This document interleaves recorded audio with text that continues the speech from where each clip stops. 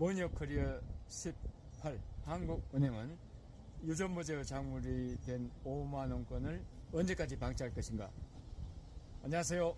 모니어코리어에 오신 여러분 환영합니다. 감사합니다. 오늘은 여러분과 함께 한국은행은 유전무죄의 작물이 된 5만원권을 언제까지 방치할 것인가에 대해서 알아보겠습니다. 한국은행 이창용 총재께서 그 파이낸셜 타임스에 기자회견을 했더라고요. 그래서 그 내용은 그 외국에서는 우리나라 교육제도를 아주 찬사를 하고 있지만 사실은 우리는 그 강남 입시 독점으로 해서 입시 경쟁이 너무 치열해 가지고 또 그걸로 해서 부작용이 많아서 우리 사회가 불행하다. 그래서 우리가 서울을 좀 떠나야 된다. 그리고 이 치열한 경쟁을 줄여야 된다. 이런 제안을 하시고, 우리가 지금 제조업이 우리나라 경제 성장을 이끌어 왔는데 이거 너무 이제 고갈되었다. 성장 동인이 고갈되었기 때문에 서로 말을 갈아타야 된다. 예? 그래서 이렇게 예를 들어서 서울대 입시 같은 것도 지역별로 비례로 이렇게 할당을 해가지고 지방을 좀 발전시키자, 이런 여러 가지들을 해서 이제 제안을 하셨는데,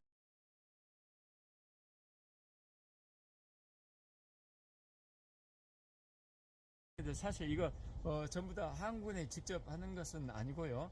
또 이것 중에서 다 맞지는 않겠죠. 그리고 또 이거 하는데 이제 시간이 얼마나 걸리느냐, 이런 하여튼 몇 가지 문제가 있지만은 한국은행 총재가 우리나라 난제에 대해서 직접 고민을 하시고 제안을 하시고 이런 것도 더구나 이분이 그 우리 저출산 문제 때문에 잠을 못 이루신다. 잠을. 그래서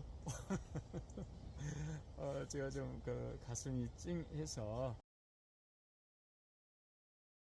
이분은 제가 생각할 때 굉장히 인수받을 때도 운이 좋으면 잘해놓은 걸 인수받으면 좀 좋은데, 엉망진창이 된 걸 인수받으면은 짧아도 자기가 뒤집어 쓰잖아요.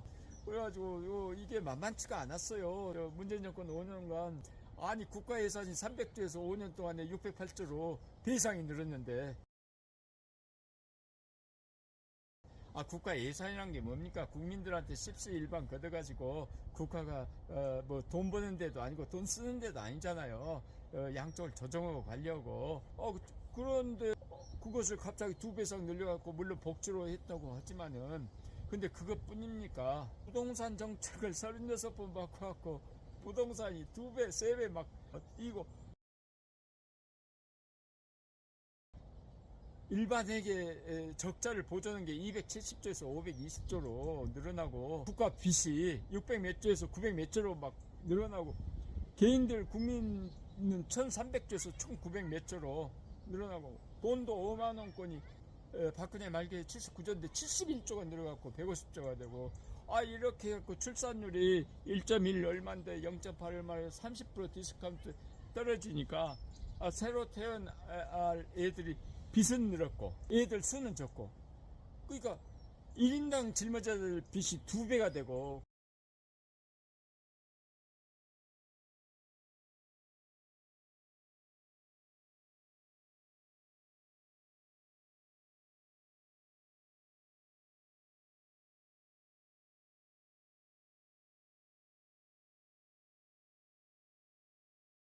그러니까 한국은행 총재가 들어와서 얼마나 이걸 받았어요.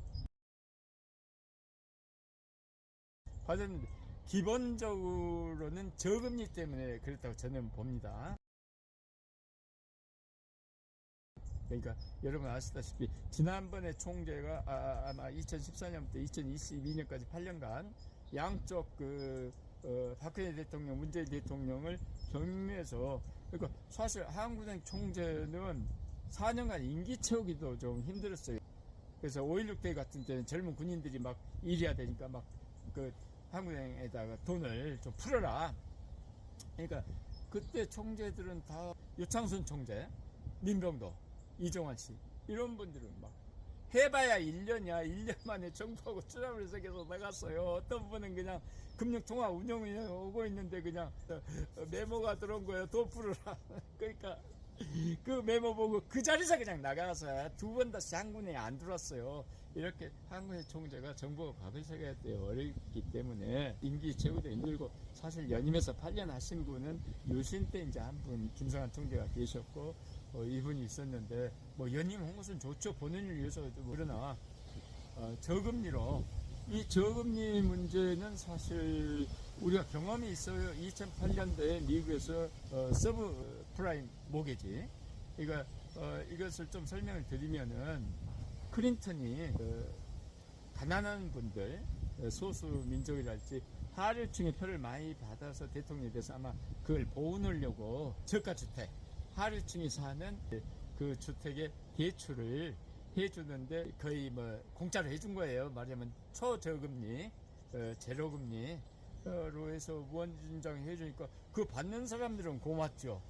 자기 집을 다 대출해주니까. 그러니까 그 옆집을 또 사면 또 대출 받을 수 있으니까, 그러니까 당연히 집값이 올라가니까 올라가서 나중에는 결국에는 그 말하자면 저급주택, 연립주택 같은 그런 저급주택이 고급 아파트 가격보다 더 높아진 거예요.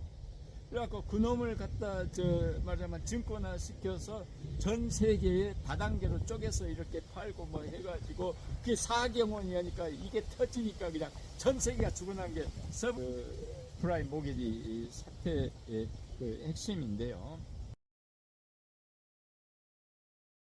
그렇게 보니까 저금리를, 금리를 싸게 주면은 공짜로 가지고 가면 다 그놈을 꼭 필요한 데다가 안 쓰고, 그놈 가지고 부동산 투기하고 말하자면 화투 치고 있는 거예요. 금융이란 것은, 대출이란 것은 미래를 빌려오는 거 아닙니까? 그래서 오늘 지금 내가 오늘은 할 수 없어. 근데 미래 돈을 빌려와서 오니까 얼마나 좋아요. 근데 이 좋은 것을 좋다고 해서 미래를 전부 너무나 많이 빌려면 미래가 없어지니까 출산율이 낮아지는 거예요. 미래가 없어지는데 미래에 살아야 될 애들이 왜 나옵니까? 그래서 저금리를 아까 정치적으로 포퓰리즘적으로 펴준다고 해서 하면 안 되죠. 그렇게 하면 엉망이 되는 거예요. 그러니까 우리나라도 문재인 정권 때 뭐 제로금리, 저금리 해가지고, 물론 뭐 부동산 정책도 엉망이었지만은 그놈 갖다가 그냥 젊은이들이 전부 그냥 아파트 따먹게 하고 있는 게, 전부 밥만 먹으면 아파트 따먹게 도박 오고, 그러니까 나중에 날 새면 어떻게 됩니까? 거기서 라면 끓여주고 담배 사다 주고 짭새 막아준 하우스라고 있어요. 그 사람이 고리끼 뜯고 돈 빌려주고, 그 사람이 다 먹는 거야 하우스가. 그리고 돈 잃은 사람은 다 치고, 그리고 그 도박하면 그 다음날 자야 되니까 손은 누가 키워요. 그래서 케인스는 카지노 같은 도박 이런 것에서 자본주의가 꼽히면 안 된다. 그래서 그런 쓰레기에서 피면 안 된다. 도박하면 안 된다겠어요. 괜찮아요. 그거 뭐 안 돼. 손은 누가 키울 거야, 손은? 그것을 밥만 먹고 해서 전부 젊은이들 그거 부동산 해갖고 영끌해서 10억이 20억 되고 20억이 30억 되고, 그래서 대출 받아서 10억이 20억 된 사람은 돈 5억 6억 벌었으니까 그런 사람들 축하해요. 그런데 그 집값이 오르면 무주택 세입자가 2천만 명인데 그 사람들이 언제 집을 사요? 그 사람이 다 25세에서 39세까지 젊은이 가임인데, 한국은행은 반성해야 됩니다. 죄송합니다. 반성하고 사과해야 돼요. 정신 차려야 돼요. 나는 이분이 원래 IMF에 근무하셨기 때문에 총재가 되면은 바로 IMF 때 1997년에 그랬어요. 우리가 돈을 함부로 쓰고 뭐 부정 대출해주고 함부로 쓰니까 국고가 텅텅 비어서 우리나라가 부도상 때 IMF가 이러니까 IMF에서 우리한테 그러면 돈을 빌려줄 테니까 너희들 내 말 들어라. 그래갖고 금리를 팍 올렸어요. 그래갖고 그때 36%까지 올렸어. 36%. 이자가 태어난 역사로 보면 중서 유럽 때까지는 그것은 미래에 대한 일이기 때문에 우리가 신이 관장하는 거예요. 미래는 신이 관장을 하는 부분이에요. 우리가 죽어서 이제 천국을 갈지 지옥을 갈지는 사람이 가고 싶은 대로 가는 게 아니라 하느님이 이제 결정을 해줄게 신이 관장하니까 이자를 못 받겠어. 그런데 어쨌든 이제 그 신을 거역한 사람들이 나와서 야 신이 미래를 사냐 우리가 미래를 산다. 그러니까 우리가 미래를 우리 미래는 우리가 결정한다. 그래서 금리는 사람이 결정해서 그때부터 이자 받아가지고 현대 경제 사회로 이렇게 넘어오고 자본주의가 이제 싹트기 시작한 것이죠. 그러니까 사실은 실제로 말하자면은 금리를 결정하는 것은 옛날에 신이 했으니까 사실 한국은행 총재가 제가 볼 때 신이에요, 신. 우리나라에서 유일하게 기준금리를 물론 금융통화 운영회를 통해서 하지만은 전체적으로 보면은 한국은행 총재가 제일로 높은 신이란 말이요. 그리고 그 밑에 국회의원 이런 분들은 저기 교황청 같이 뭐 면제부 이재무제 면제 팔아온 사람들 그러니까 이 사람이 또 높아. 그런데 어찌됐든 대통령 임명하고 정치적으로 눈치를 볼 수 없으니까 이 말하자면 부역을 하는 셈이 됐어요. 그러니까 실제로 한국은행에서 이제 독립이냐 중립이냐 이런 문제도 사실은 있지만은 독립은 혼자 쓰는 거고 중립은 가운데 쓰는 건데 혼자 서야 가운데 쓰든지 오른쪽에 쓰든지 하지. 그러니까 독립하고 중립은 대체되는 개념이 아니라 선후 개념. 예? 근데 하여튼 뭐 중립한다고 그리고 한국의 법도 자주 바꿔. 그래서 뭐 정부 승인을 받고 뭐 정부와 조화롭게 그래서 어쨌든지 금리는 정략적인 목적에 의해서 인기 포퓰리즘으로 하면 안 된다는 말씀을 아니 이것은 경제학 박사가 아니라게도 우리 일반인이 난 놓고 기억자만 하면 다 아는 거예요. 뭐 금융이라 해서 물론 아까 중요한 거 있지만은 크게 다를 게 없단 말이에요. 그 상식을 어긋나서까지 그것을 가지고 자기가 뭐 경제 전문가처럼 오고 한국은행에다 압력 넣고 금리 내려주라고 이런 것은 좀 한국에서 하는 것은 금리죠. 제일 중요한 거죠. 금리하고 통화량이죠. 그래서 금리하고 곁들여서 말씀드린 것은 통화량도 실제로 이렇게 하면 안 된다 이게요. 그러니까 5만 원권만 해도 박근혜 말기에 79조인데 문재인 때 71조 150조가 늘었는데 이게 과다하단 말이에요. 왜냐면은 신용카드가 몇 배씩 늘어나고 저 은행에 계좌이 채우고 다 하는데 무슨 현금이 필요해요. 이 현금이라는 것은 하나의 운반 도구의 도구. 그러니까 옛날에는 시멘트를 42kg짜리 시멘트 포했지만 지금 안 하고 전부 에어로 써서 운송차를 한단 말이에요. 그러니까 지금 다 돈도 그렇게 다닌 거예요.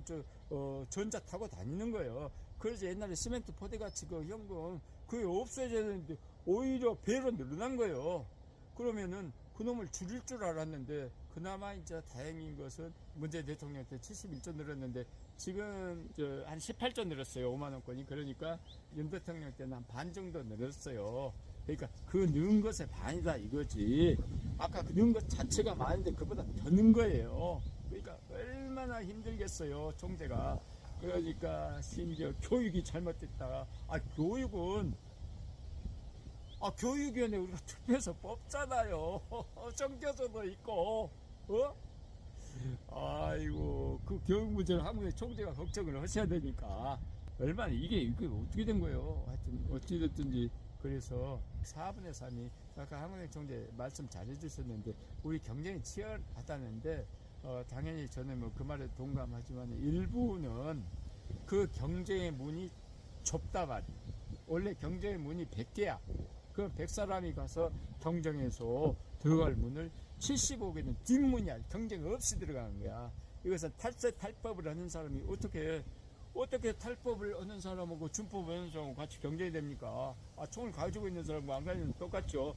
어떻게 탈세할 수 있는 사람이 납세하는 사람이 경쟁이 되죠. 그러니까 우리나라 140조가 지하에서 탈세 탈법 부패 정치 부패로 해가지고 돌고 있는데 어떻게 해서 납세하고 준법하고 그리고 올바른 정치인이 갈 수가 있어요. 다 돈 가지고 이런 문제로 하는데 이것을 한국은행이 뿌린 씨앗이잖아요. 응? 한국은행이 일부러 돈 갖다 그 사람한테 주지는 않았겠죠. 아까 돈 갖다 국회의원들한테 내 연원 가지고 내 집에 숨겨라. 아까 마약 인터넷 하지는 않았겠죠. 그렇지만 어쨌든지 한국은행에서 나온 돈이고 이것을 관리할 사람이 한국은행이 주무 부서예요. 그러면 한국은행에서 뿌린 씨앗 한국은행에서 거둬야 된다. 그래서 이것도 한국은행 총재나 한국은행 분들이 하시기가 참 힘드실 거예요. 그렇지만은 여러분, 제가 보면 부역을 당한 거예요. 지난번에 제가 말씀드리겠죠. 검사 2천에 판사 3천에 변호사 3만 5천 4만이면은 우리 5,175만 명 국민 0.1%도 안 되는 사람들이 국회의원은 300석 중에서 61석이에요. 온통 나라가 소송으로만 소송 누가 키우냐 말이에요. 그래가지고 이 사람들이 날마다 법을 바꿔 날마다. 이러면 안 되죠. 그걸 맡겨야지 전문가한테. 예? 그래서 옛날에 신병헌 씨 같은 분은 총재신데, 예? 그분은 5.16 때 군사혁명 이거 군사 쿠데타다 그래갖고 반대가지고 그 미국에서 유학 시절이었나 봐요. 근데 미국 대사관 앞에 가서 데모도 오고 1인 시위도 오고, 그래서 그 성향이 다른 분이에요. 그래도 전두환 대통령은 이분을 한국의 총재에다가 그냥 부총리에다가 그냥 시켜갖고 전두환 대통령 때 우리나라 경제 성장 2배 했어요. 그리고 가장 삼자하고 가장 살기가 편했어. 다른 죄가는 있지만 그리고 딱 맺겠잖아요. 응? 신병헌 총재 그분은 내가 국민소득과에서 막 밤 10시 11시까지 막 야근하고 있으면은 영감님 한 분 노인분이 오셔갖고 양보 없어 그냥 몇십 년 전에 사시는 거 후줄그낸 거 입고 수고만 여셔. 나 뭔 영감님이 야 일 잘해 일 잘하세요 격리 중. 나중에 보니까 총재 수행원도 없어. 이런 분들이 얼마나 많아요. 근데 한국의 출신이 국회 한 명도 없어요. 한국의 출신 뿐만 아니라 자영업자가 600만인데 이 국회가 온통 이거 다 나쁘다고 볼 수는 없지만 이 5만원짜리 한번 걷어들여야 돼요. 너무 많아요. 걷어들여서 우리나라 유전무제부터 잡고 앞으로 이제 하실 거 이런 여러 정책들을 하시기 바랍니다. 좀 힘이 붙여 우리 국민투표 합시다. 이제 국민들 나서서 지원해 드릴 테니까 국민들 일이죠. 이거 유전무제 이거 없애야지 하면 되겠어요. 사익이 너무 고달프잖아요. 그래서 해 주시기 바랍니다. 그래서 유전무제의 작물이 된 5만원권을 한국에서 방치하지 말고 즉시 처리에 들어가 주시기 바랍니다. 감사합니다.